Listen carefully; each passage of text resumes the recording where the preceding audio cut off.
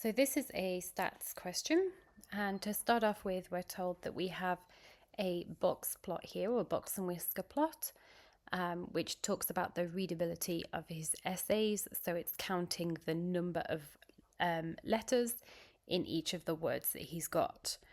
So the first thing is we need to write down the median, the upper quartile, and then the interquartile range. So the median for this, all we need to do to find the median is it's the middle kind of section or the middle line of a box plot, which is this one here. So you're just reading off that value, and that is just going to be 4. And then for the second one is the upper quartile. So the upper quartile is this top section of the box, and that is 6. And then for the interquartile range, it's this section here, which is the lower quartile and the upper quartile subtracted. And that gives us an interquartile range of 3. And then it says that they're modifying it to show any outliers, and we need to work out what is the boundary of those outliers. So we're given the equation there for an outlier test. It's 1.5 times the interquartile range plus the upper quartile. So we're just going to use that with the information that we've got.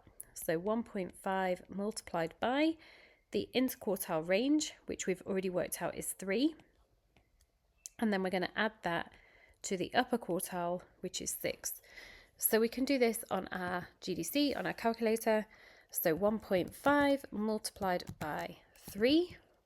And then we're going to add that value to 6.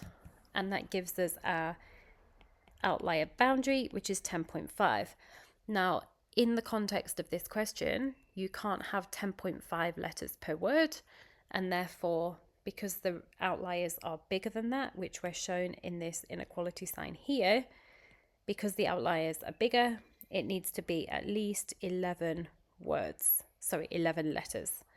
So K is equal to 11.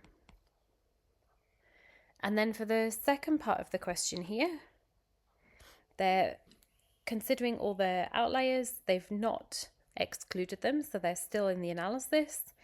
And we've been given a table of what all of these frequencies are and then how many there are. So he's now added them all up, and we can see that 289 of them have between 1 and 2 in their numbers, and then 480 words have between 3 and 4 letters, 220 words have between 5 and 6 letters, and so on.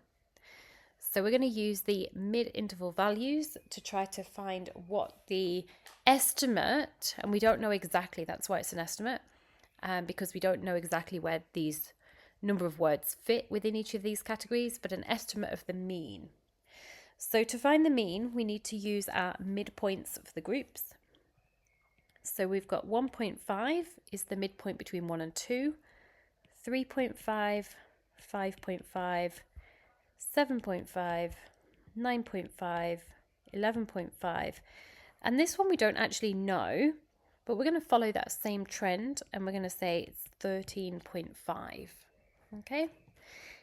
If you have a question like this, it's almost guaranteed to be 0 here, which means it doesn't matter actually what you've got here, because it's 0 pieces of data. It's not going to affect your data analysis anyway. So we're now going to use our calculator again. We go to statistics and then edit, and you can see here I've already typed in all of that data that I've got here. So I've used the midpoint in my first column, and then I've used the frequency for my second column. And I'm going to go to statistics, calculations, and it's one variable statistic.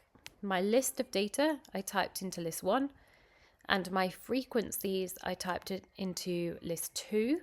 So I'm going to calculate that, and I can see there that rounded to 3 significant figures, the mean, which is X bar on my calculator, is 4.54. So the mean is 4.54 as an estimate. And then we're told that we're going to perform a goodness of fit test on this.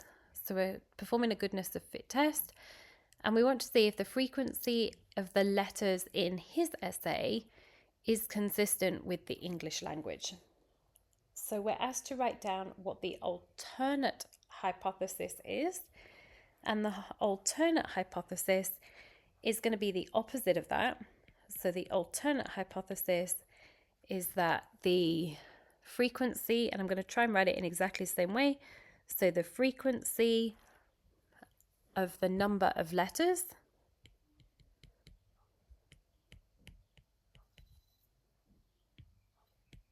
in his essay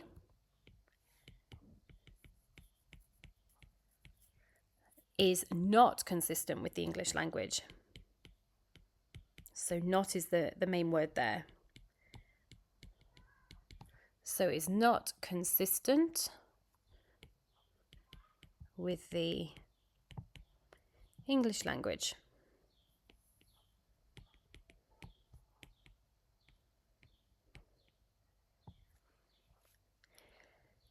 And then we're told that the observed frequencies are the ones that we've already been using throughout this. So they were the ones in the box plot and they were the ones that we were given here. We're also now told what the expected values would be. So now we're doing a chi-squared goodness of fit test on these values. So we're going to write down the number of degrees of freedom. So in terms of my degrees of freedom for this, it's going to be however many kind of rows or columns of data I have, minus 1. So 1, 2, 3, 4, 5, 6, 7.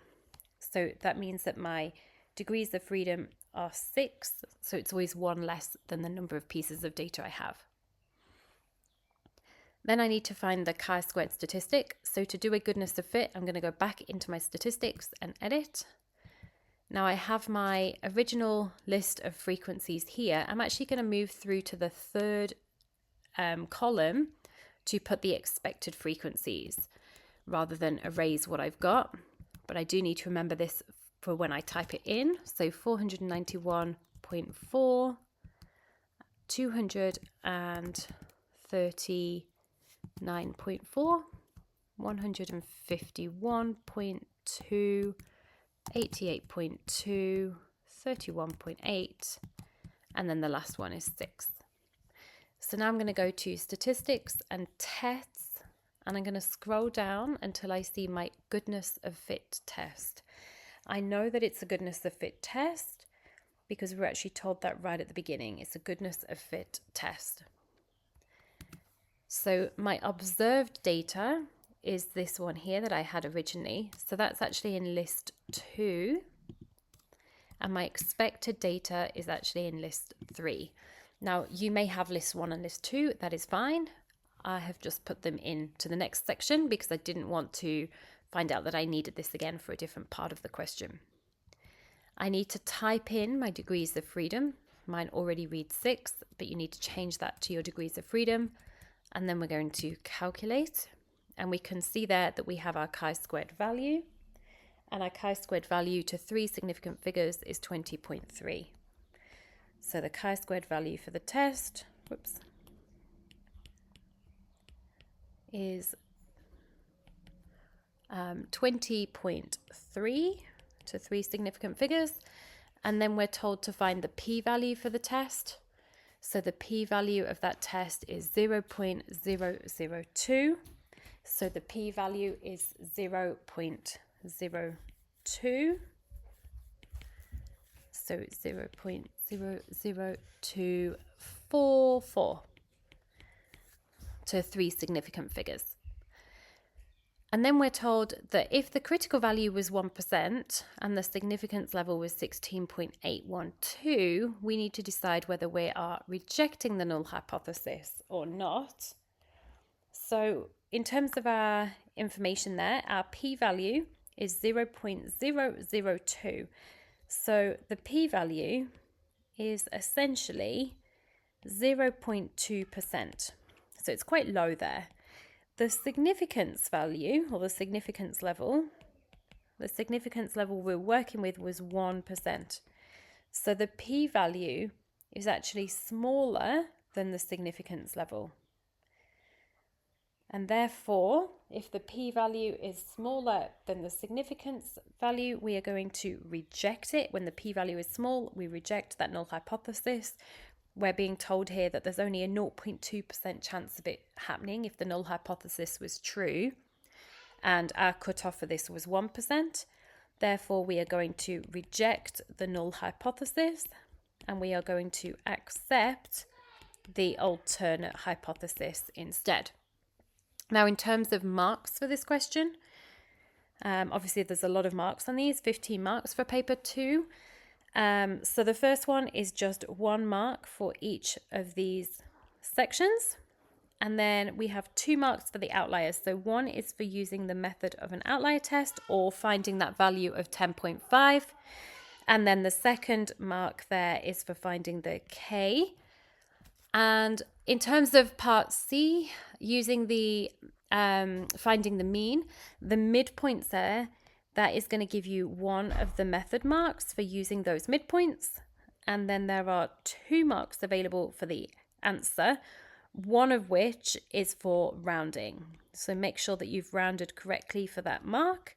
The other mark is just for the answer, and then obviously the method mark there as well.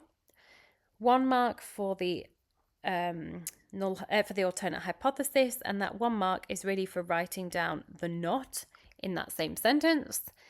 And the last part, you have 2 marks awarded for each of the chi-squared and the p-value.